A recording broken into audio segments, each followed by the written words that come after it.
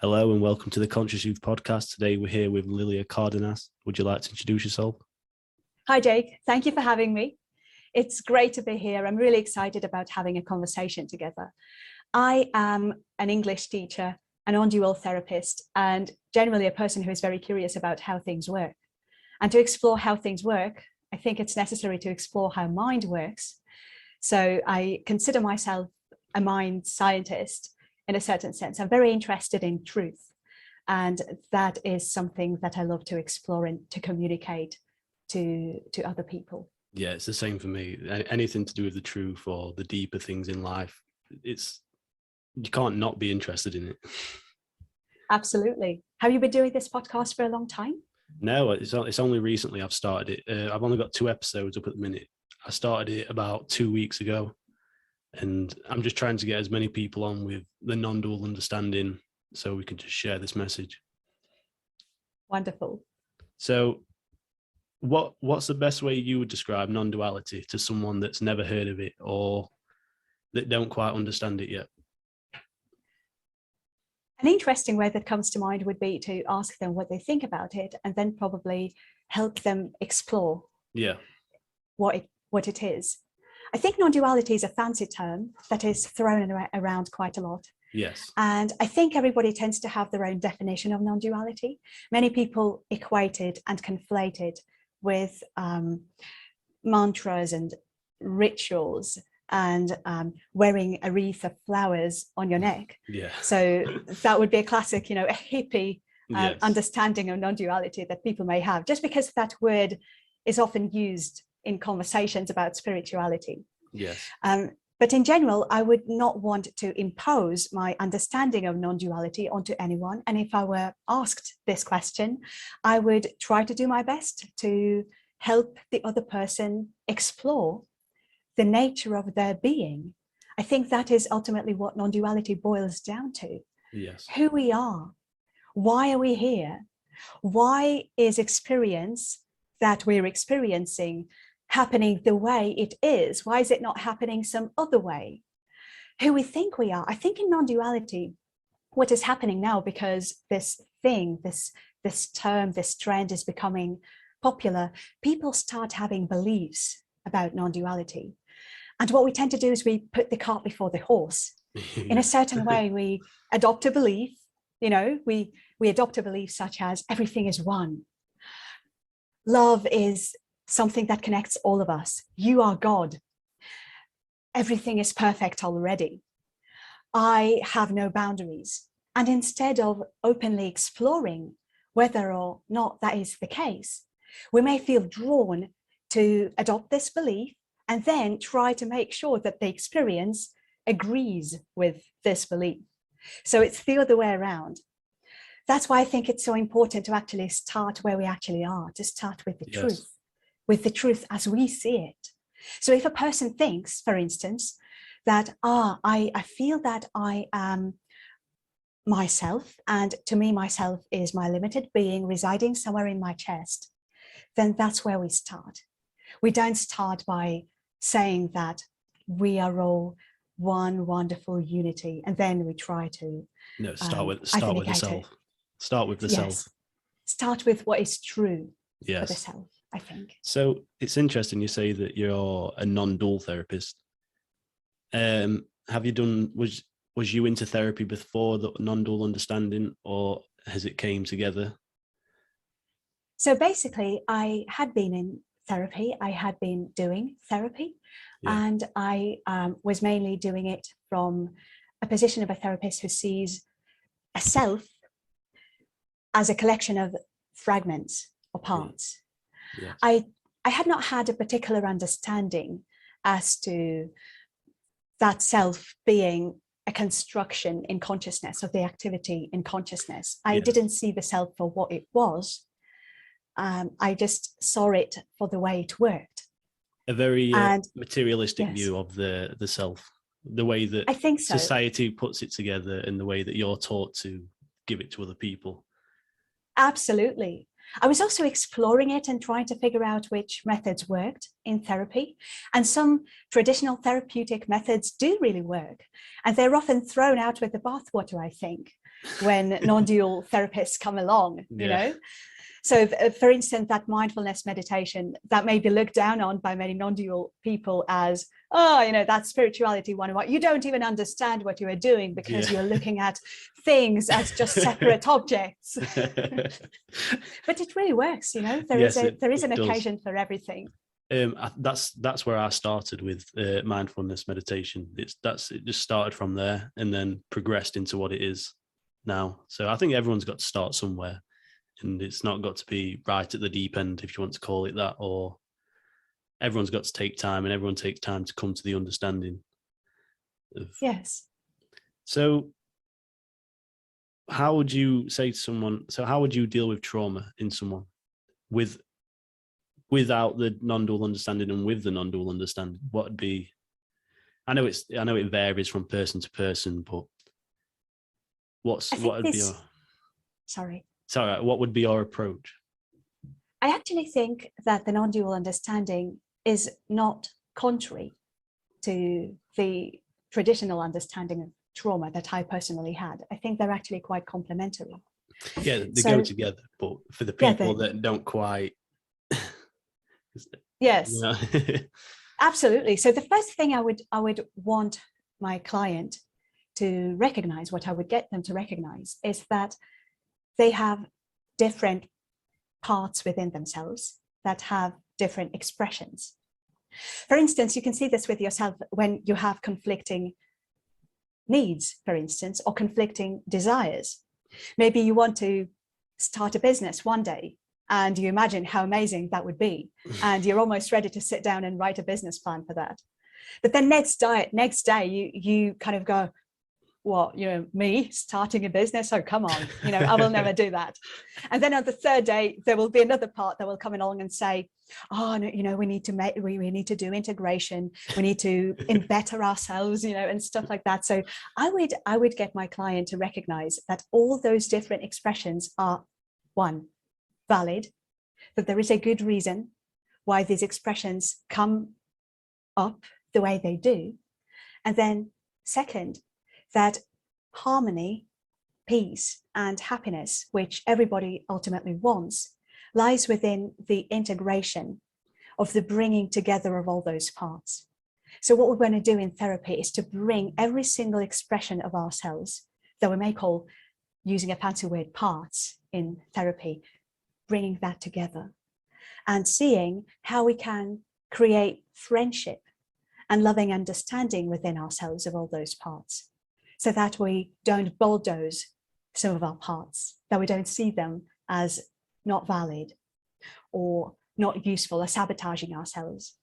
I think there is this interesting subject in therapeutic circles that we may be standing in our way sometimes. And I don't think many therapists hold this view. I think actually many people who come to have therapy hold this view.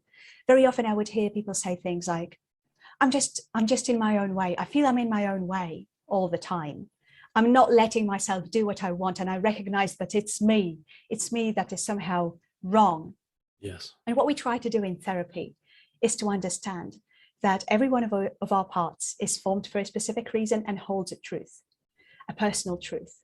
And none of our parts do things randomly. If we get angry, there is a good reason for us getting angry. Maybe we're feeling incapable, and our anger is our protector, in fact, which wants to take our attention away from us feeling incapable to live life, for example.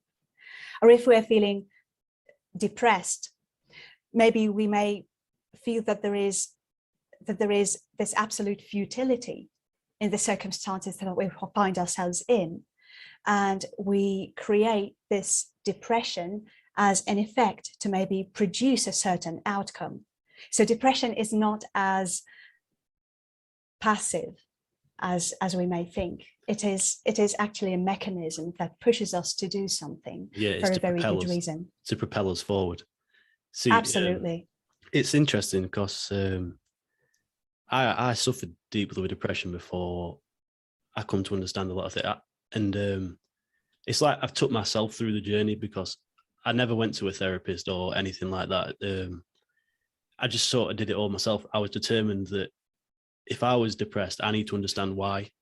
And I refused to take medication because I'm not saying that's a good idea for everyone, but I refused to take medication because I wanted to understand really why. And it was sort of that's led me down this path, and just slowly understanding myself through my own way of doing it is taught me so much. It's taught me so much about myself, and you probably could help. It would help to have someone with therapeutic understanding to guide you through some of this stuff, because it's taken me a few years, but I've slowly dealt with all my own trauma through meditation, through mindfulness, through just general practice and understanding, just feeling my own being.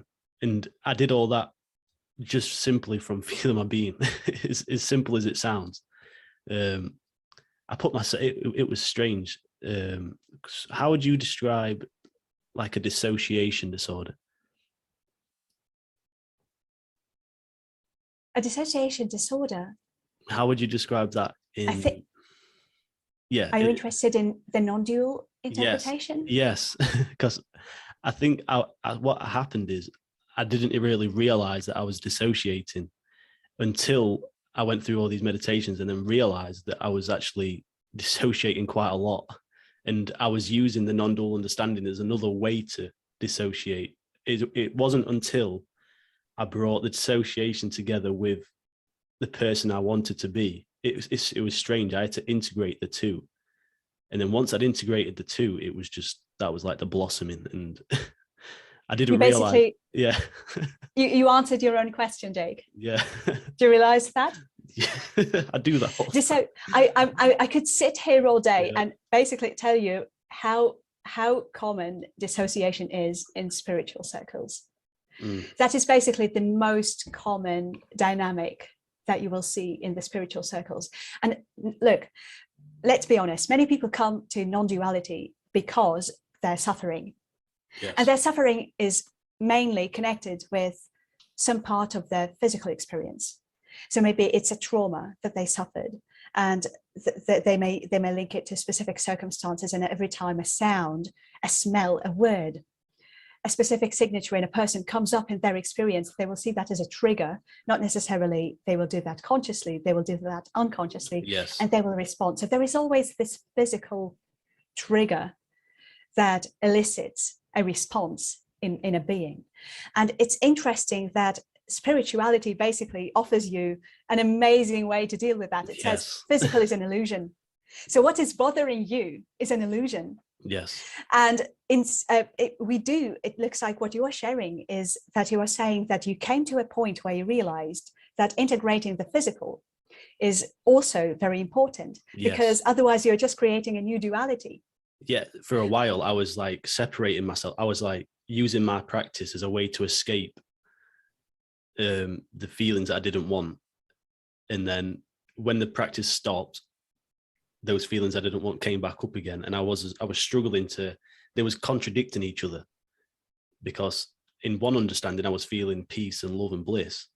And then in another understanding, and then when I went back, there was all this, it was just sort of numb.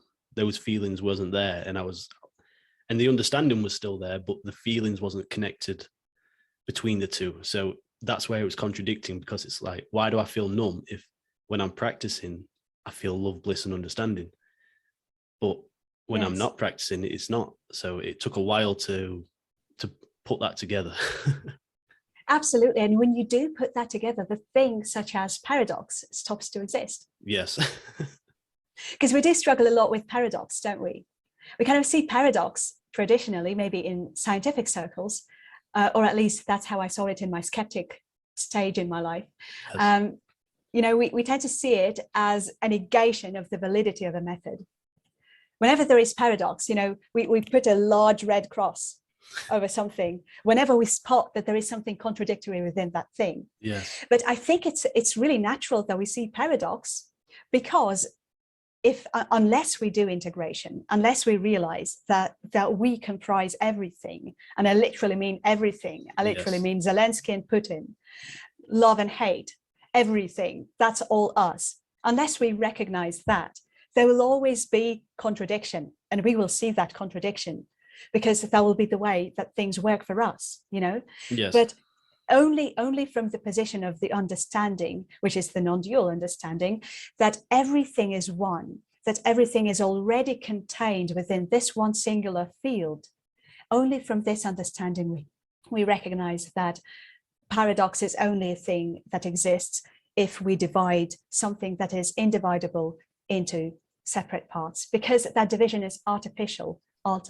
Ultimately, there will be drawbacks to it. That's how paradox emerges. It's wonderful. It really is. It is. I could imagine from your perspective, like with you training to be a therapist first and then realizing what the non-dual says about the self, I could imagine that was a light bulb moment for you, putting those two together, and how powerful it'd be to integrate traditional therapy with non-dual therapy. Yes, an interesting thing about non-dual therapy is that once you learn it, everything clicks. Yes. I don't know if you had this feeling in your childhood, maybe when you were at the stage when you were starting to think of yourself as being a certain way. Maybe you started thinking of yourself, I'm this guy who likes cars, for example. Yeah. For me, it was like, I am this girl who likes vampires, because vampires were a big thing when I was growing up. And when I started conceptualizing of myself this way, as I would presume everyone does, there were certain inconsistencies. Like, for example, I noticed that there were moments when I really wanted to hate vampires, but then I felt, but there will be a discrepancy because in fact, I'm the one who loves vampires. So I was kind of seeing those inconsistencies in the concept of self, which I didn't think of as a concept back at that time. Yes. But that was emerging. And also I think with therapy, this is the same dynamic that may happen in therapy and actually inform the desire of a therapist to transition into something that is greater than traditional therapy. Because in traditional therapy, you may start seeing that certain things just don't work. For example, the classical positive psychology, for instance, working with the positives, focus on the positives. Yes. One day, a client may come into your office and say, and that will be a very legitimate question, I think, why should I focus on the positive rather than the negative? Aren't they somehow equal? I'm just thinking, why is it the positive, not the negative? Am I not just engaging in wishful thinking when I'm trying to focus on the positive all the time? Does it make any sense? Like, why? So they will start asking those questions. And if you're a traditional therapist, I don't think there is any good way you can tell a client why a positive is better than the negative, because the client is ultimately right. There is no difference between the positive and the negative. Yes. So that's a legitimate question. And I think, traditional therapy would struggle to answer that question because they probably don't have the deeper understanding that the two are connected, or maybe they're very not open-minded and just dismiss it, but surely that's not always beneficial to the client. Yeah. And also an interesting thing is that when you're working on transformation, which I think for many of us is the goal when we go to have therapy, we want to become more effective in life. I think that the way traditional therapy approaches transformation is not very effective, because you cannot create a genuine transformation unless you recognize rather that what you are transforming is ultimately unreal. There will be identification with something that you think is real about you that you don't want to transform if you identify with a limited thing or a limited way of being. Are you following me? Yes. So ultimately, if you think of yourself as inauthentic, then if you go into therapy, you will try to become authentic. But because you are already identified with being inauthentic, the real transformation will be impossible. Because even if you learn behaviors that will communicate to the rest of the world that now you are authentic, and maybe people will give you feedback and that will tell you that, oh, maybe you're on the path of authenticity and now you're way more authentic than you used to be. Still, there is some way that you're identifying with, and you will still be struggling to become more authentic. Because why would you struggle to be authentic? Because deep inside you feel that you are inauthentic. So you're doing nothing to inauthenticity within yourself. And in non-dual, if we follow the non-dual understanding, many non-dual people will recognize that you are none of that. You are neither authentic nor inauthentic. You are neither capable nor incapable. You are neither good or evil. You are none of that. Your life is neither meaningful nor meaningless. Yes. Many people see meaningless as a negative. So even though we may recognize, some people, when we approach non-duality, we may think, life is meaningless. But then they will put a negative spin on that thing. So they're adding meaning. I've had that a few times. You're trying to express the beauty and the depth of it, and they're just taking it as a way of bypassing everything. But it's not. It's really an inclusiveness of everything. Yes, that's where it's misunderstood. It's neither. Yeah, or neither. So, when would you say that the understanding really clicked for you? Was there a teacher that put it into perspective for you, that made it click? Was there, did you have any spiritual influences? Yes, I found this YouTube channel titled actualized.org. Have you heard of it? Oh, yes, I've seen that. There is this guy called Leo Gura, and his way of presenting things really resonated with me, because in my deepest core, I'm a very curious one. This one is very, very curious. And he seemed to be very curious as well. Yes. So we resonated. I felt, this guy, he wants to turn every rock. He wants to look under everything, to see how things work. So I really resonated.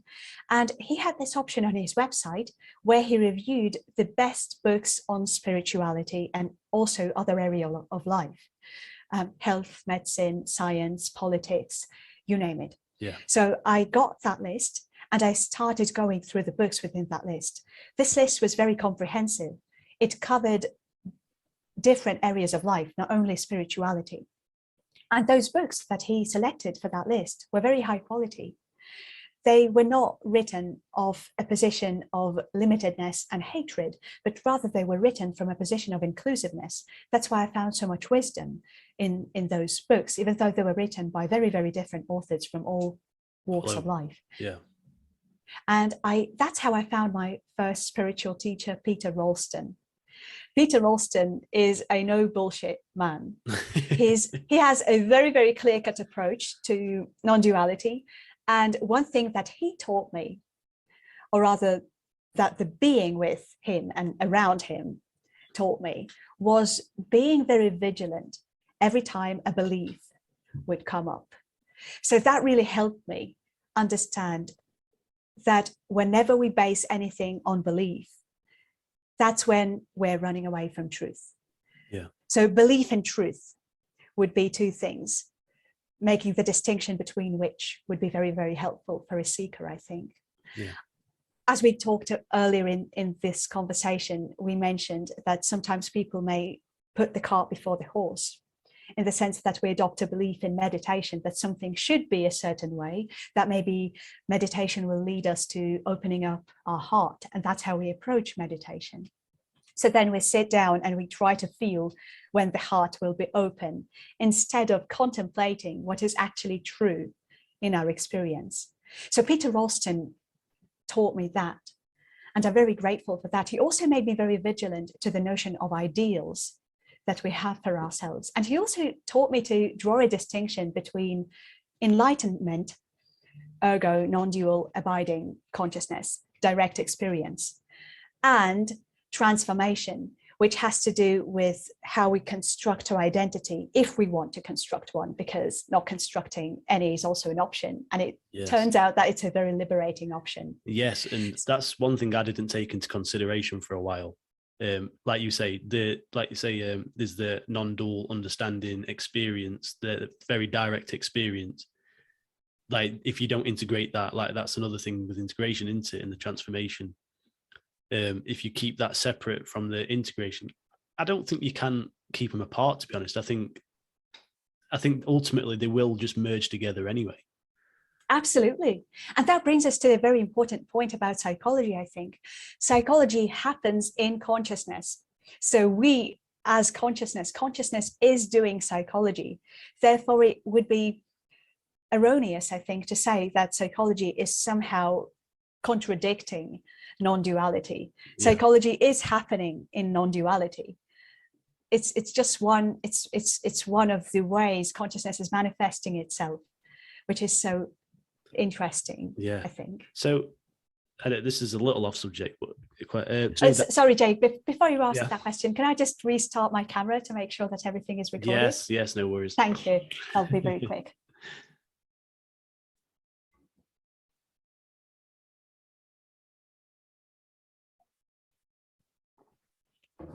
Yeah, I'm back. So you mentioned actualize.org, and I know he deals with psychedelics. So I've also dabbled in psychedelics, and they've taught me so much that they was sort of the way that helped me change those deep beliefs, which I didn't realize that I was clinging onto. So how do you think that psychedelics also fit into the non-dual understanding in the way they're definitely, sorry. So yeah, in the way that they can sort of help push us towards understanding. They're definitely a manifestation of consciousness, aren't they? Yes. Aren't they? Yes. They're like a table or a monitor or a painting.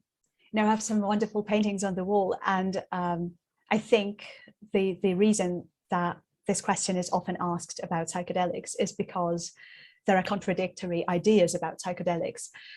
However, if we go and look at a painting, there are no contradictory ideas about a painting. Yeah. So, you know, I have no direct experience with psychedelics. So everything I might say about their particular effect would be a speculation based on hearsay and what I've heard. Yes. And because Peter Ralston told me not to rely on belief in saying things, then I can't form a valid opinion about psychedelics. So, you see? So for me, I think you can tell me much more. Yeah.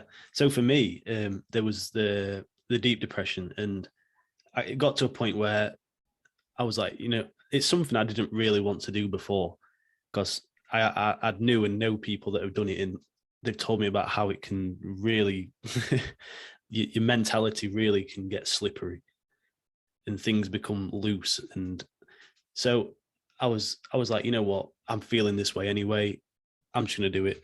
And I did get warned. They said don't take that much, and it says if I'm doing it, I'm doing it. It was very irresponsible, but it was taught me a lot.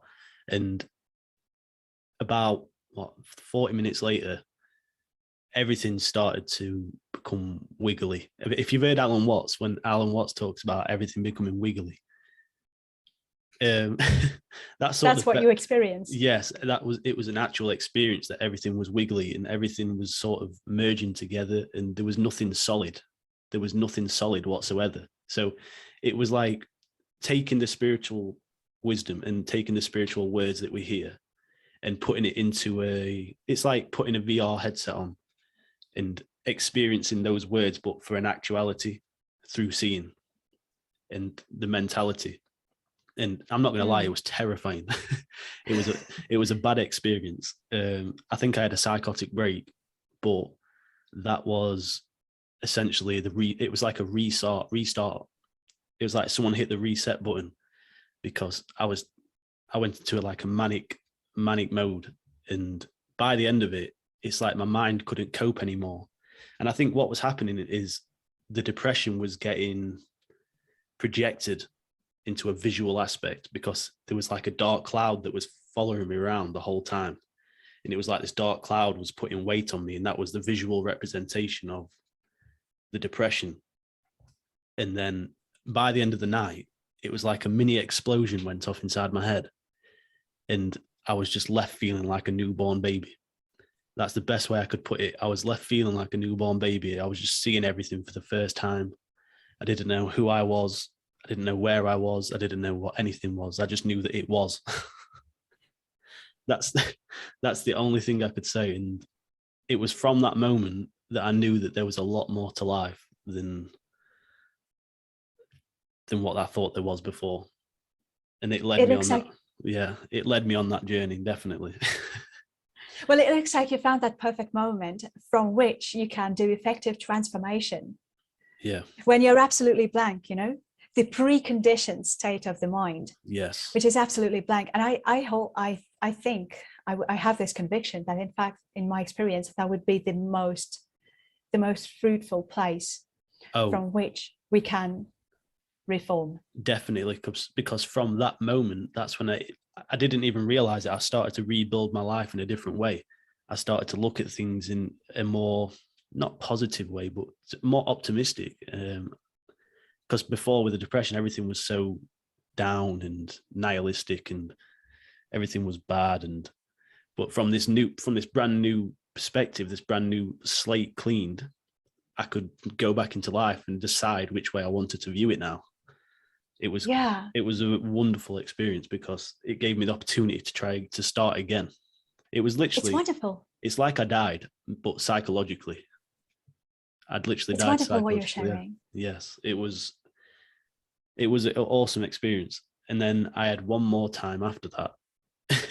And the funny thing is with psychedelics is, I don't know if you've heard Actualize talk about it, but they will teach you what you need to understand. It's like, so I did, so that was the first time I did it. That was LSD. And it's very long lasting. It's like 8 hours. And then I'd heard about DMT, and they call it the spirit molecule. And having understood what I understood through the LSD, I thought, well, if I understood this much through that, I wonder what I can understand through DMT.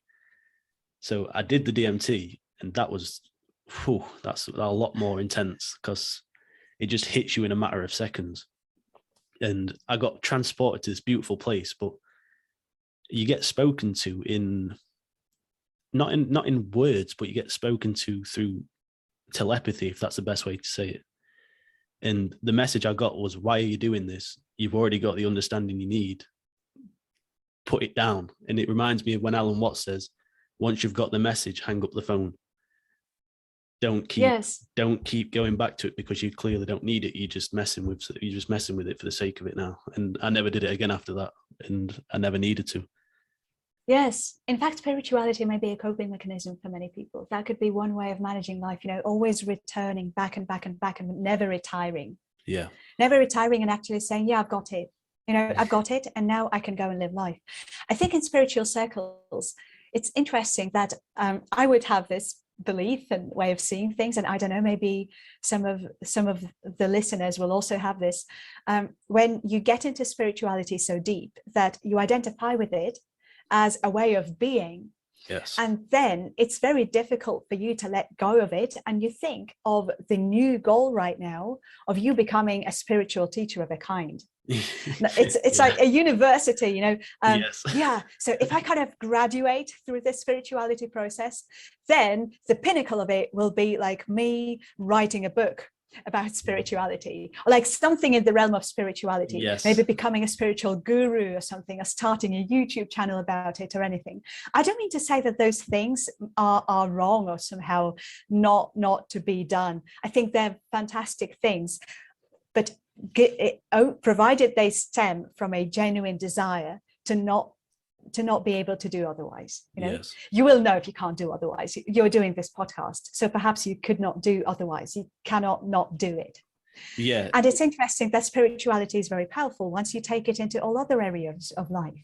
For example, I work as an English teacher, and when people come internationally and they have lessons, that's a very different level of having English lessons for them, because their teacher has this non-dual realization.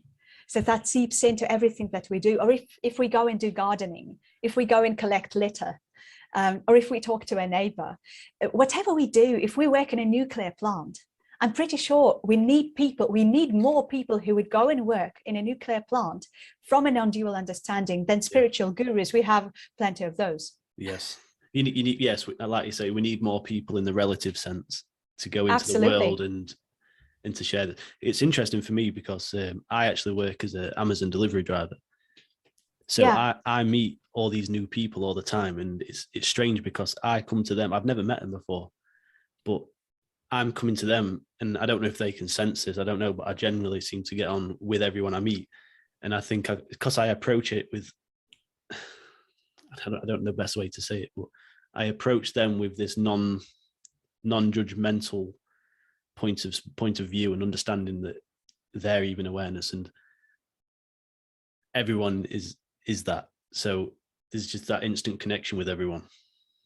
You're in a much better position than some spiritual guru, I think. And that very often we kind of think that the best way to reach people is to become a spiritual vessel of wisdom in a direct way, in an explicit way. And there may be time and place for that. But in fact, what you're sharing right now tells me that, in fact, being in a relative position, doing a job that has nothing to do with spirituality on the surface is way more helpful in the world. Yeah. So if we're interested in service to others, that's a better way to do it. Yes, I'm very big on that. Because they could be having I don't know their day-to-day life. I don't know what's going on. And all they see is me knock on the door, they answer. I'm polite. The genuine, like I make a little bit of conversation, and I don't know, maybe that's added something to their day. You don't know how that affects someone's day. That might lead them to think, what am I in this mood for? Why am I being like this? Like this random guy that I've never met before has been so polite, and you don't know how it affects people. And that's the way I like to think about it and the way I like to see it. Yes. Definitely. But for me, Alan Watts was probably my first sort of influence. I think everyone's heard Alan Watts. I feel a little weird saying this, but I've always seen Alan Watts's videos as recommendations on YouTube, but it's only recently, maybe like 5 days ago, that I was sent an Alan Watts video directly by a friend, and she said, "Oh yeah, check out Alan Watts. You will like him." And I had no idea about Alan Watts's teachings or style of communicating before that particular moment. So when you're mentioning Alan Watts, I'm not sure I can respond from a position of having a feeling of his particular way of teaching. It's interesting for Alan Watts because, like you say, that's what happened for me, because I had the experience with the psychedelics, and then weirdly enough, an Alan Watts video got recommended, and I thought, because I'd had this deep experience, and the video title was something along the lines of duality, I thought, I'll just give it a watch. I just thought I'll give it a try, and I was blown away at the depth of what he was saying. And it's more about Alan Watts as the person he was, because he was just a person that was very curious and very interested in all these spiritual matters, and he traveled the world, and he actually went into every kind of tradition you could find, whether that's Kashmir Shaivism, whether that's the Taoist, whether that's all of these different ways. And what he did was he went into them all, discovered that all of them were teaching the same thing in a different way, brought it to the West, and taught them that what they're teaching is it's all pointing towards the same thing.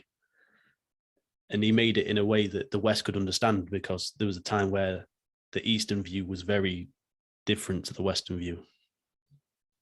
It's interesting you're mentioning him. I remember just a couple of days ago, someone mentioned, and maybe you could correct me if I'm wrong about that Alan Watts died of alcoholism. Yes. Was that true? Yes. And I remember that fact about him sparking a conversation around, is spiritual teacher allowed to die of alcoholism? Yeah.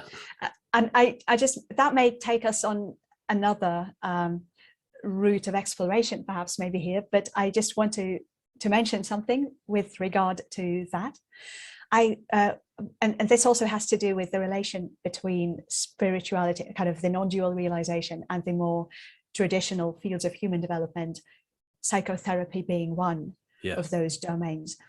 It's interesting that we tend to have our ideals as to what a spiritual person looks like, and we tend to kind of mix together human levels of development and enlightenment itself, the enlightenment state itself. Yeah. I was surprised to learn, and by the way, this informed greatly the method that I work with people in therapy with, when I learned that there is such a field as developmental psychology, which is very powerful. Leo Gura from actualize.org talks about it a lot. He's talked about spiral dynamics, that studies of how human mind evolves, how our values evolve, how they change in very predictable ways in humanity. So when we're looking at the world, for instance, right now, we can see that there are people who share very specific values, and then in their lives, they transition to a different set of values in a kind of linear fashion. Yeah. And that can be predicted. And it's just amazing that we can look at those studies by Susan Cook-Greuter and her study of levels of ego development, for instance, that start getting informed by non-dual consciousness in the higher levels. But it's just enlightening how people who have direct consciousness, who are enlightened, might actually be on this scale of human development in very, very different places. So it doesn't invalidate the fact that they have had this non-dual awareness, or that they're enlightened in common parlance, but they just might be on a very different level of human development. There is aesthetic development, there is cognitive development, yes, all those different lines of development. Ken Wilber talks about it very nicely when he mentions waking up and growing up. Waking up is something that has to do with the consciousness, whether we're conscious of ourselves as what we truly are, and growing up has to do with our psyche's development, and both are really, really important areas of study, I think. Yes, definitely. I went down that route of self-development, trying to change the way I mainly just trying to learn things, because I wasn't very attentive at school, but it's like after that experience, I was all of a sudden very interested in learning and developing, as like you say, developing as a person. And yes, contrary to the fact that there's non-dual understanding, there's non-dual awareness. And like I say, that's one point that got me stuck for a while. It was putting the two together, and that's where I think the real transformation is, when we put together the non-dual understanding with the fact of personal development. Yes. It's really great when you realize that awareness is doing the person. Yeah. Right? It's not the person kind of awakening to awareness. No, awareness is doing the person. Awareness is selfing. Yes. It's bizarre but beautiful at the same time. Well, for me, it was interesting because that was the non-dual. This is something, a question I had. I'm not sure if you've ever been to a Rupert Spire. I've never been to a retreat, but I've been to his online webinars. And yes, I've always had a question. Oh, I always thought I had a question going into it, and then by the time I've done the meditation, the the question's gone. But so for me, they talk about the light of awareness, and for me, there was a moment, and I know they say that enlightenment's not a moment, and it's not a special moment or a special recognition. But for me, there was a kind of a moment like that where I was, because I'd started listening to Alan Watts after the recognition. There was like this chase for enlightenment. There was a chase for it. I was sort of hunting for it all the time. I was looking at every piece of information I could get. Well, maybe this piece of information could give it me. Maybe this piece of information could give it me. Maybe this tradition could give it me. And then it wasn't. And I remember being sat in the back garden, and I was like, I give up. I give up looking for it, because none of these things are giving it me. And then that's when it happened, because it was when I gave up the search for enlightenment. All of a sudden, everything became inclusive. There was nothing apart from me. Everything was me. Everything was the self. And the whole body reacted in a way that every cell in my body was sort of firing off with like this euphoria, this bliss. I can't even explain it. And then it was like a light. Do you know when you hear about people say when they have near-death experiences and they see the light? It was literally like that happened to me. And I closed my eyes and this light just consumed me. I felt myself expand. And I knew intuitively that this was God's presence. And I can't deny the fact that that's what I knew it was. And I'd listened to all this understanding, but I never really had that kind of connection to what I'd call God. Something I wouldn't have ever really said before. But after that experience, I could not deny the fact. And I was in tears after. That was the real transformation for me. But weirdly enough, I found Rupert Spira after that. And Rupert helped me understand what had happened during that experience. Because for a while that stuck with me. I just couldn't work it out what had happened. Even though I knew what had happened, I could not work it out what had happened. But you don't really... Sorry. But you don't really... Go ahead. I've never really heard many stories that explain it like this. So it got me stuck for a while. Like, what had happened? I'm not sure. Well, in general, I would say, including myself, I think many people are misinformed about the subject of enlightenment. Yes. Literally, when we read things about enlightenment, it sounds like a state. But, to be fair, that's the best you can convey it. And I think people do a great job at conveying it the best they can. Yes. Because enlightenment can only be grasped once you had one. Yes.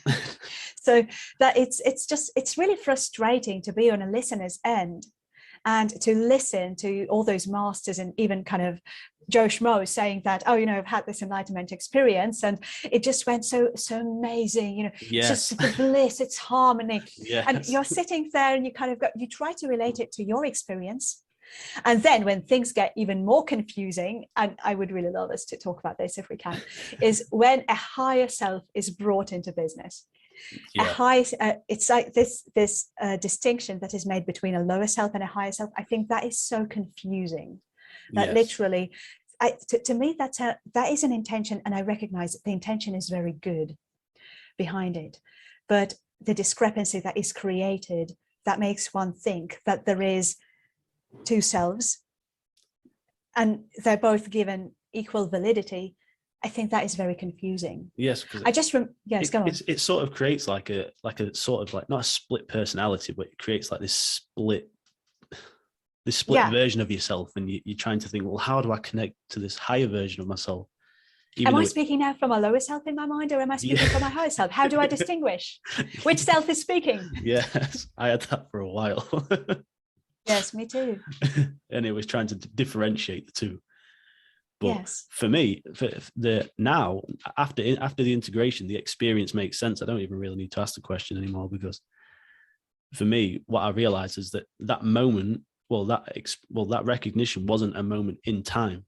That was simply the pure awareness shining through. Because I was chasing that experience again after, like a drug, because of how amazing, and I could not even put it into words how amazing it was. I was chasing it and chasing it and chasing it. Even after the recognition, it's like, it was weird. You'd think you wouldn't even need to look for it after you found it. But even after I'd found it, I still continued to look for it, even though understanding what I did. And eventually I realized that it's always here now. I can't chase towards it. Chasing towards it actually runs away from it. An interesting distinction that I think many people make regarding this is that whatever is bad, whatever is connected with suffering, that comes from the lower self. And whatever is blissful and loving and happy and peaceful and tranquil, that comes from the uppercase self. Yeah. So I think that is I don't think that it is perpetuated consciously. I just think that's a very natural and inadvertent conclusion that we come to when we're swimming in this non-dual ocean, when we listen to people on YouTube and on podcasts and stuff like that. That's natural. It's as natural as us inadvertently confusing our unlimited being with only one cluster of it, namely a body and a collection of thoughts and feelings. There is no evil plan behind it. And when people say sin, I think the word sin is very interesting. I think what is it called in English? Is it the original sin? Yes, So the in original religious sin. communities, people may kind of question the validity of God. And very often they posit this argument: is God is love, as you are saying?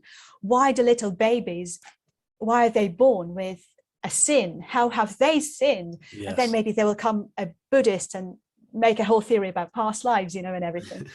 So there is a lot of talk about that. But it's interesting that the word sin actually means mistake. It means confusion.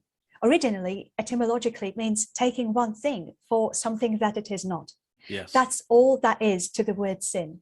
That's it. Yeah. So I think realizing is that is also very important.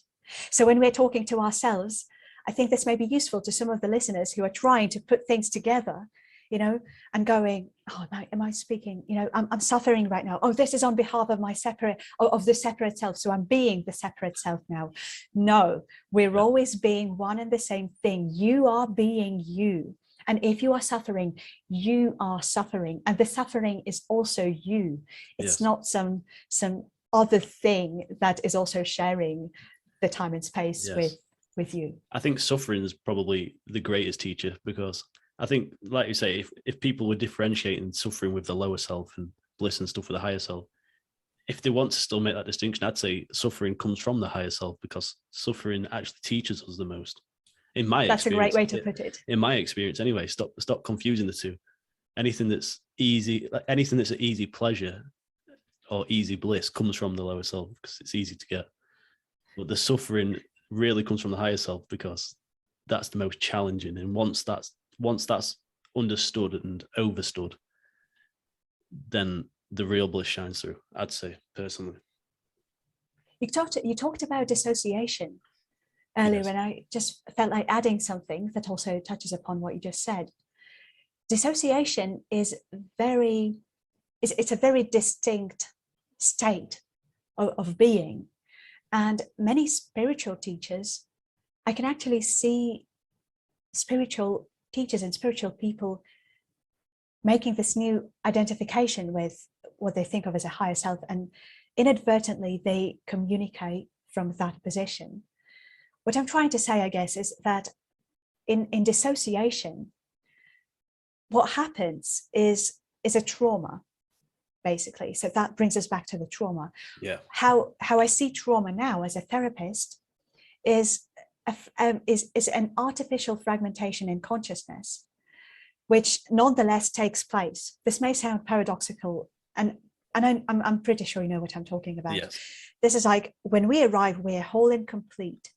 Yep. But then we learn that everything consists of parts. That's the first conclusion that we come to inadvertently. Yep. So we make that assumption that everything is an object. I must be an object because everything that exists is an object. And I know somehow that I exist, so I must be an object. So that's how it's made. And everything consists of parts. And then if everything consists of parts, and sometimes we come across as something and we meet a negative reaction from our parents, for instance, you're being too loud, you're being too egotistical, then we learn that some parts of us are not okay. Yes. And that's how trauma is created. The wholeness splits. We make a distinction between egotistical and non-egotistical. Yes. And if our parent tells us off for being egotistical, then naturally we think that we need to become non-egotistical. Yes. And that's the part that we identify with. But this egotistical expression, it doesn't go anywhere by magic. It stays as an expression. Yeah. Yes, it's lingering, it's within us. And the integration therapy is called to recognize both within ourselves and become friends with both. Yes. And understand both. With your therapeutic understanding, I can't remember, I've read about it once, and there's a way of describing trauma. It's like it's a moment frozen in time. I can't remember the exact word of it, the exact meaning, but it was like, say something happens that's very traumatic to a child and they can't process that moment because it's so extreme. It's like the mind, I think this is when I was learning about dissociation. It's like the mind sort of can't deal with that moment. So it puts it to the back. It's like, we need to just get out of this. We need to just get away from this feeling. So it puts it to the back of the mind, and it's like a moment frozen in time. And like you say, when a smell or a sound or something happens, it brings back that moment, and the moment replays Yes. again. And I think the moment keeps replaying until we can be comfortable with the moment that's happening. And that's when, I think, for me anyway, that's when I've really dealt with trauma, because I never really realized that I had PTSD flashbacks until I meditated. It was so bizarre. I never really realized it. When I got in these deep meditations, all of a sudden I started getting these flashes of memories of like pretty intense things from my childhood. And then, Yes. but coming from the meditation and those things were happening, I could process what had happened then. And then once that memory had happened and gone past, the emotions had come with it and the emotions left. They never came up again, because I approached the memory, you could say, with this new understanding in a way that I could now process it when I couldn't back then. Yes. Sorry, I'll have to restart my camera. Yes, no worries.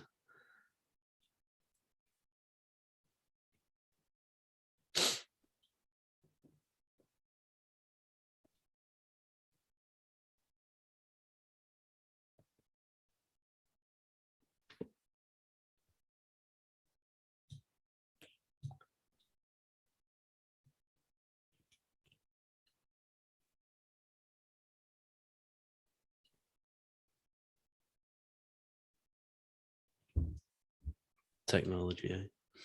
Yeah. There we go.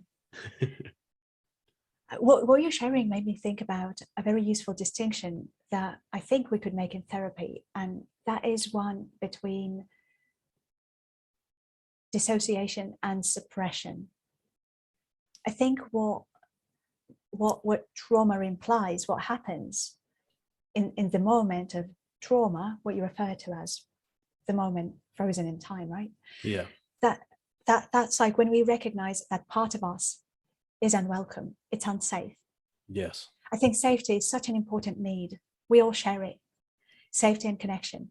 So every time that we feel that something about us compromises our safety or the connection that we might have with others, then suddenly that part needs to be suppressed. Yes. So when we go through a very intense experience and we feel that being in a certain way is unsafe, what we will do, the natural protection mechanism for a human is to suppress it. Yes. That's what we'll do. And then later on in life, when we become adults and we start working with our trauma and we recognize that that the healing is wholeness, health is wholeness, right? We need to reconnect with that suppressed part of ourselves. But what makes things worse is that certain parts are not okay to express in our modern day society among adults. It's not that we're suddenly, once we go to a therapist, that we suddenly find ourselves in a perfect environment where everybody's like, you can be anywhere you need. That's very far away from that. Oh, definitely. Definitely. So it requires a lot of courage. So that's why they call it the path of a warrior. It does require a lot of courage, because honesty requires a lot of courage. Oh, definitely. And honesty with yourself, that's the biggest obstacle, I'd say. Absolutely. It's to face your inner demons and that I'd refer to as like your inner demons and your inner traumas, and make friends with them. Yes. So you were able to make friends with the suppressed parts of yourself. Yeah. Right. What you refer to as PTSD, and you were able to become friends with that again. Yes, definitely. And that's when I actually felt more myself, strangely enough. Yes. Yeah. That's when I really connected, and then life just flows now. Life just is what it is, and I just go with whatever comes. That's wonderful. Yeah. I really wonder if the listeners to this podcast have also felt that there is something within ourselves that is not okay to express. I found that there is a lot of value in reconnecting with that which we don't feel is okay to express. Like for example, for me, that would be childlike innocence. I feel like there is a lot of that kind of childlike innocence within me. Like when I interact with people, I may make a joke, I may sit and just maybe do something very weird, like touch my hair, but I was educated out of that. And now it really takes me awareness to do that, because I was taught that that is not okay. Yes. So I wonder if everyone, I'm sure everyone has that. And I think the greatest thing that we can do, even if we might not have to focus on enlightenment or anything, but one thing that we can do for ourselves is to define what it is within ourselves that is true about us, that we don't feel that we can express openly, and make it our personal challenge to express that, to find out how we can express that. Yes, because like you say, today's society doesn't always allow us to act these certain ways and makes us and forces us to suppress these things.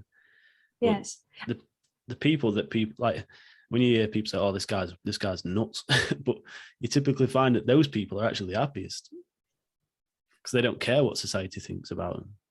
They're happy. And it's interesting. They're happy to do what society says is wrong, but at the end of the day, they're the winners because they're happy. Are they? Yeah. That it's interesting, you know, when I think that one reason for resistance that we may have towards the open expression of everything that we have within ourselves, that authentic truth, is that we feel that if I go about expressing whatever is true for me, I will end up shouting at people and calling them names. So it's like I will liberate my inner beast, and that beast will kill everybody. Oh no, you know? no, not that. But that is not, and it's interesting that there may be an assumption that if I'm real, if I'm true, so you're asking me to become real? Okay, if I become real, I will become this beast. I will turn into this beast. Yes. But it's interesting that once we start exploring the anger, we notice that the more conscious we become of the root of our anger, the less drawn we are to act as a beast, because we learn that the root of the anger is hurt. And the root of the hurt is our inner sense of incapability to manage life, or unworkability, or the inherent lack of control that we have as a self. And there is a very good reason for why we have this lack of control. It's because there is no self who could either have control or not have control. So it's a legitimate realization that we have no control. But our mind is designed in a way when it tries to take us away from that realization, because that realization would be very painful and unacceptable to the sense of identity that we have built around ourselves in the world, where we should be masters of our own reality. So that's how it works. Yes. Well, the path of awareness doesn't mean kind of turning everything into rubble. No. People who turn everything into rubble, I would say they're the least aware. Oh, yes, definitely, to destroy everything. And another point, Rupert Spira, for me anyway, has probably been the most clearest teacher. I'm not sure if you agree. Well, everyone's got their own version, but for me, Rupert Spira was really the one that Rupert Spira it's been like a bit of a therapist for me in a way. The way that he describes like certain emotions and stuff like that, it's like it really helps you understand it and integrate it, because it makes you realize that there's nothing wrong with it. It's just an expression of awareness. Yeah, he's really great with words, isn't he? Oh, he's amazing with words. He finds he's so precise with the words that he picks. He has this background in pottery, so he was an artist, wasn't he? Yes. He was making pottery, and I think that when you're making pottery, when you're making dishes or whatever it is that you're doing artistic, it requires a lot of precision and understanding of very subtle distinctions. Like if your finger goes wrong in a wrong direction, you will ruin the pot or anything. That's how I imagine it very simplistically in my mind. And I think this ability to be very refined in his art is informing Rupert Spira's communication of the truth. So it's very coherent with everything that he did. He's so clear cut about everything. Like it's just so precise with his words. I often wonder like what his daily life's like. I know it's weird. I was talking about this in the last podcast with Beard Mystic, Like what's it like? How do they live their day-to-day life? How do they conduct their, do you know, with them having such a deep understanding, it's interesting to wonder what their day-to-day life is. How would they deal with certain scenarios? I got a little list, just when I was thinking about the things that may come up during the podcast. Yeah. I wrote down a list that is titled Day-to-Day Life. Can you see it? No way. So I find it very weird. I think we're like about an hour into the podcast, Yes. and so we haven't talked about day-to-day life. And I'm actually very happy that we yes that we haven't talked about it, really, because to me that is indicative of the fact that there have been things that may be more universal and interesting to the listeners at large to learn about than the day-to-day life of one of the manifestations of our true nature. Yes. I think everybody's like a homeless person's day-to-day life is as much of a manifestation of awareness as it Yes. as mystics. Yes, definitely. So I'm kind of very, very interested in delivering that message. But we can talk about the day-to-day life if you want. I would love to learn about your day-to-day life, what it's like. Oh, it's very simple. I wake up, go to work. For me, it's weird now because for a while I was trying to. Part of the practice was trying to remain as that awareness during my day-to-day life. For a while, it seemed like there was such an effort to keep going back, and I'd noticed that I'd keep switching between resting in pure awareness, being involved in the world, then resting back as awareness again, being back in the world. And then until eventually this sort of just merged together, and I'm always resting as awareness while at the same time acting in the world. Yeah, right. And there comes a moment in your day-to-day interactions with every part of yourself when you're maybe you are hitting a cushion because it's in your way, and you recognize, I'm just hitting myself. You don't have to verbalize it like that. An interesting thing about verbalization, by the way, is that, and also it has to do with telepathy, which you referred to earlier, is that I actually think that there will come a point in our evolution where we learn to communicate without using language that much, but rather by the means of what we may call non-verbal communication, because inherently realizations are non-verbal. Our thoughts are a non-verbal activity. I think sometimes, for instance, when people think about thought, we may think of thought as the words in our mind that are written somewhere here, just because we hear our inner voice here, just in our forehead. But an interesting thing about thought is that thought is at its root a non-verbal phenomenon. We may choose to wrap our thoughts in words, or we may choose not to. And I think an interesting practice for ourselves is to practice to not to envelop our eureka moments, our understandings, the way we think, into words. Simply because it's effective. It takes up a lot of time to verbalize what we think of. Maybe when we're sitting on a meditation cushion and we arrive at a realization, what is the first impulse? To verbalize it, right? To formulate it. And we mainly do that because that is a habit, but also we may do that to help us formulate that realization so that it stays with us longer, because we operate in language. But then we can kind of not do that at a certain point, and that would be a very interesting way of being. Yes, I think it would be very different from what we're used to. It's interesting you said that, because for me, over time, like you say, integrating living the day-to-day life with pure awareness and doing the things in the world, I noticed that thoughts stopped coming up as much.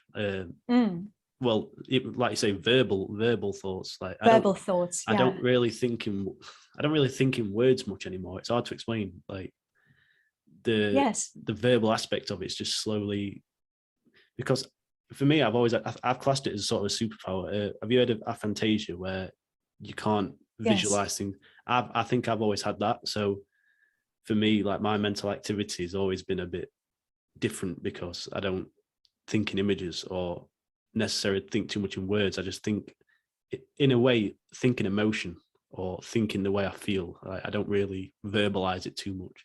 And that's why for a while I struggled to express what I mean when I'm trying to explain things, because today's world's very much based on communicating verbally, and I struggle necessarily to formulate what I'm saying because I don't think in words too much.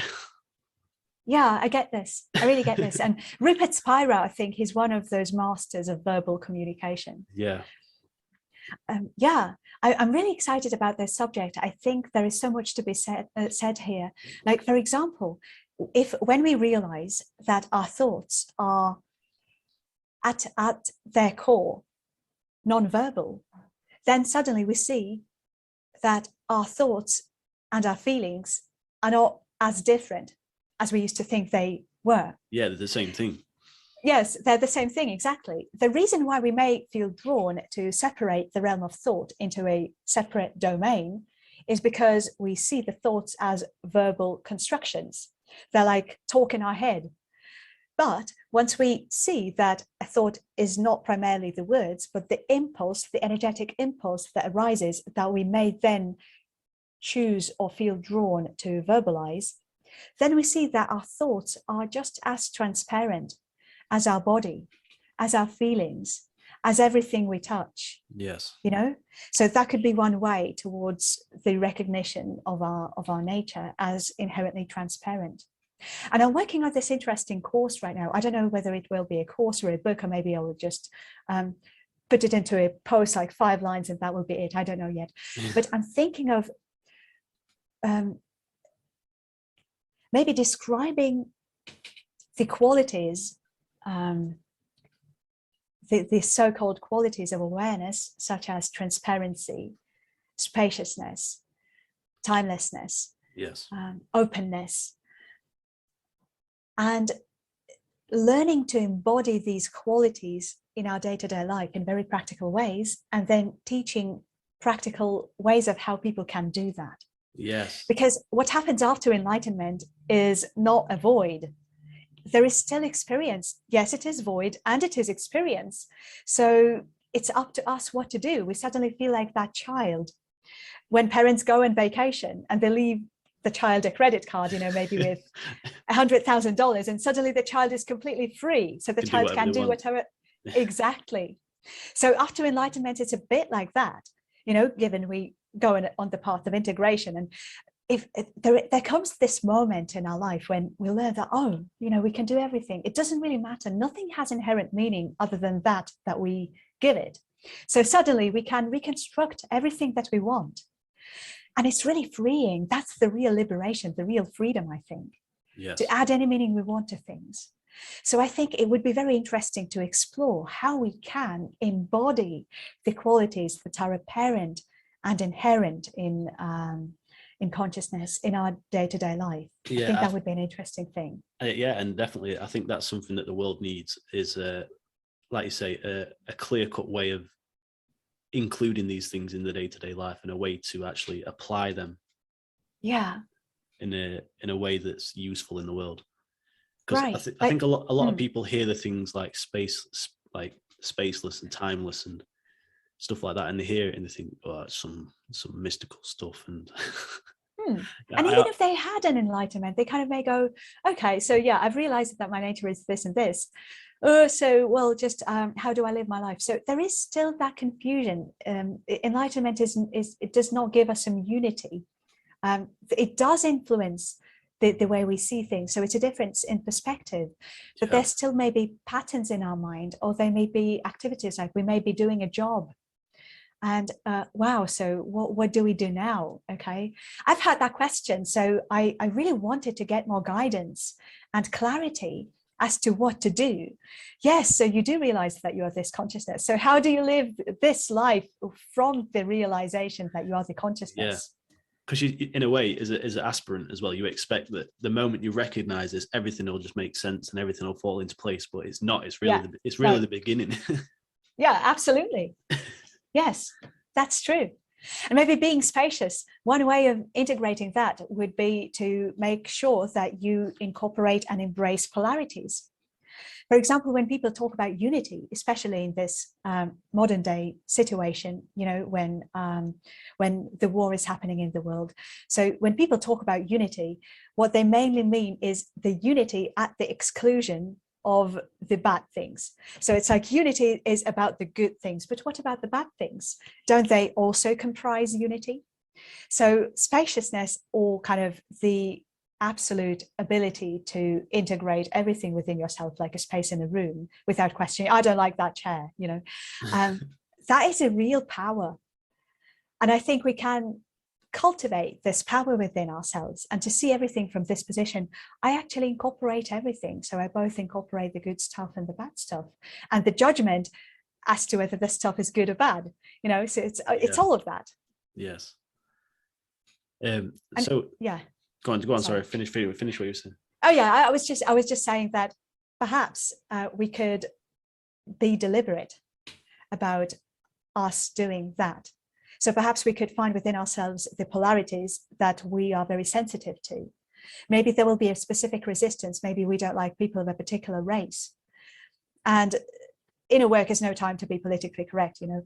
Maybe we may find that we don't like a specific quality when it shows up in people, or a specific style. It could be whatever.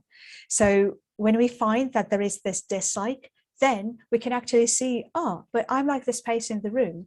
Does the room care what color of the objects is walking into it, you know? Yeah. So yeah.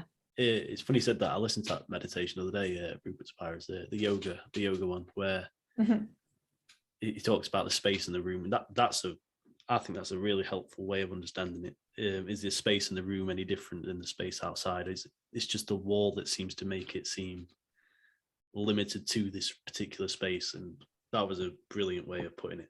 Like this, that's the thing with Rupert. He's got such a practical way of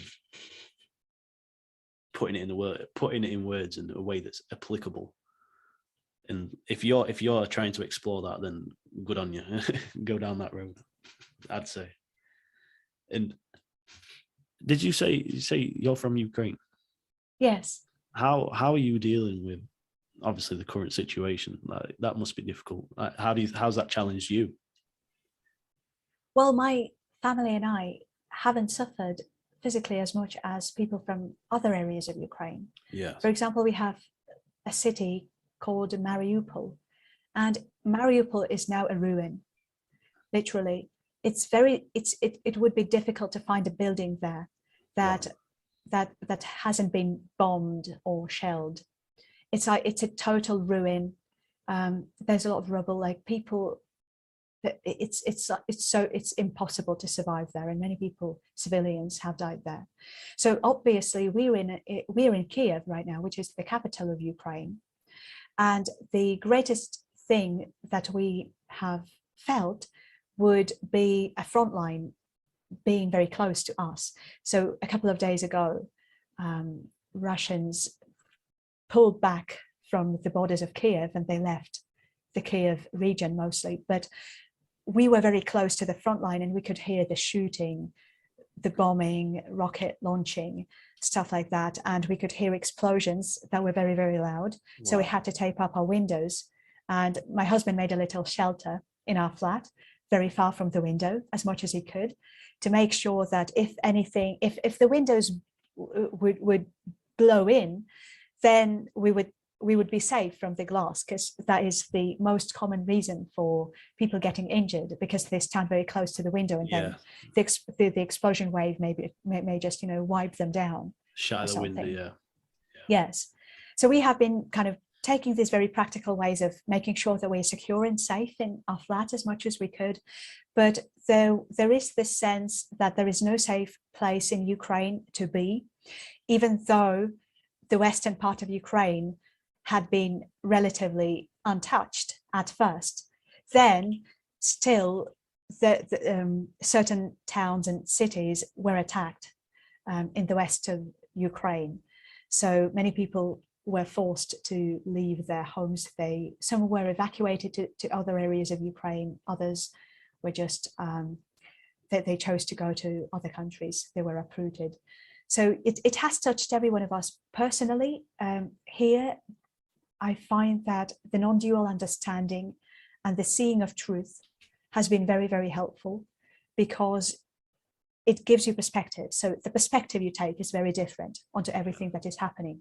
It doesn't make you passive, though. For example, I set up a little option for people who want to support my work on Patreon to chip in, and all the money from that tier I'm using to help the people in need here. Yes. So for instance, yesterday, my husband and I, we met a wonderful old lady called Vera, and Vera lives just down the road. She's a pensioner. She's in her 70s, and pensioners are known to be very poor in Ukraine. They receive very, very minimal support from the government. I think a pension in Ukraine, the average, the minimal pension rather, would have to be like $60 or something. And you have to pay your bills from that pension. You have to go to the pharmacy and buy medication using that money. So that's like $60 per month. And every time you go to a shop, I think like the average purchase would have to be maybe $20 to $30. So that's mind-blowing how they survive, those pensioners. And many of them, they don't have food to eat in normal times, not to mention wartime. Yeah. So when I met Vera, first and foremost, I felt lucky because the universe paired us up. Yeah. So very naturally, I offered her support, and she said, yes, if you could help with medication and food, I would be very grateful. So that was something that we were doing today. And the non-dual understanding does not prevent people from being effective in this way. It's not that, you sit there in a lotus pose and go, it's all a game, guys. Yeah, we're all enlightened. It doesn't really matter even when good doesn't exist. But that's not how it works. It's another way of, like we were saying, bringing the understanding into the world and using it in a way that's effective in the world. And that's a good thing. And you want to do that. It's a very natural impulse. You want to do that. Yeah, you naturally just want to help people, and even if that's just helping them understand something, or answering a simple question, or even just getting them some shopping, like you say. It comes in many forms. It's not one particular way. It's not limited to a teacher. True. Whatsoever. That's very true. Yes. So we have been dealing with that. Well, you've been dealing very well with it, from what you're telling me. Like, that's crazy. It makes you realize, like, because over here in the UK, like, it makes you realize how privileged you are to not be in that scenario, and it does make you feel for the people over there. It is terrible what you're going through. But there are many things that the fact that you're remaining so calm and optimistic it's impressive, really, to be honest. And it's a reflection of your understanding, to be honest, because I can imagine that it's chaos over there for some people. Many people here are learning spiritual truths without recognizing that they're learning spiritual truths. For example, gratitude, what you are mentioning right now. So many people have messaged me recently saying that just thanks to this situation in Ukraine, people are realizing how happy and lucky they are to have what they have. Like, for example, I was in touch with a wonderful woman from America who really loves exploring nature. She loves hiking and driving, and she takes wonderful photographs of everything that she sees. And I was sharing with her that for us, opening our window, unblocking the window a little bit and looking at a patch of light, of sunshine, entering the flat in the morning, to us, that is such a great thing. And it's not a figure of speech. It's a real feeling of gratitude that you have after not being able to go outside or look at the sky or anything. And many people are in a position like that. I'm telling you, I'm not in the worst position relative to these things. Many people have spent their lives in, I mean, this month, the recent month, they have spent it in a basement. A friend of a friend told me that he was captured in a basement without food and water for many days before he could actually go out and flee from that terrible situation. So it's not that like this is something that I read on the news. This is a person who I know, who told this to me directly, who went through this experience and had this massive trauma that now is in his face, and he has no idea how to deal with it. He doesn't have a non-dual understanding. So to him, if I came up to him and said, oh, you know, mate, it's all just perfect. You know, I would not be surprised if he punched me in the face. Honestly, I would punch myself in the face if I were him. There's definitely, I've learned this is an appropriate time to speak about it, and there's other times where it's not appropriate to speak about it. It's very relative, absolutely very relative, isn't it? Absolutely. That's why people like myself, I find myself in this country in a position where I need to be extra vigilant as to the things that I say, you know, so that I don't provoke resistance. Rupert Spira actually gave me this amazing advice. I'm very grateful to him for that. He said that the last thing that you want to do when you are trying to help someone is to provoke resistance. Yeah. So it's really important, you know, this help may take very different manifestations, as you said, buying products or medication or groceries. So it's not as explicit, and maybe in non-dual communities around the world where the situation is very different. But we're also very drawn to put our attention on the physical, which also has to do with the dissociation. It may be natural for people in the spiritual community to identify with the non-physical, but here in Ukraine, our attention is on the physical. Yes. It cannot not be on the physical. Otherwise, we won't survive. No. So this is also something that we're called to integrate.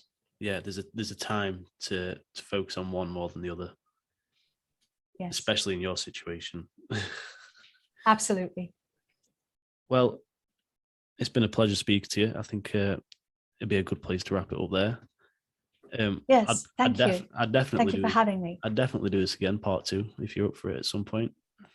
Yeah, that would be lovely. Yeah. There are so many things that we could talk about. I really enjoyed talking to you. You are so open-minded. I really love how you embody this curiosity for people. And I really hope people benefit from listening to a conversation like this. And if they have any questions, I'm pretty sure they will spark other episodes. Yeah, it's just been one of those things that just spontaneously come to me. Like I was looking for a way to express this understanding I had, and I couldn't find a way to channel it. And I thought, what better than a podcast?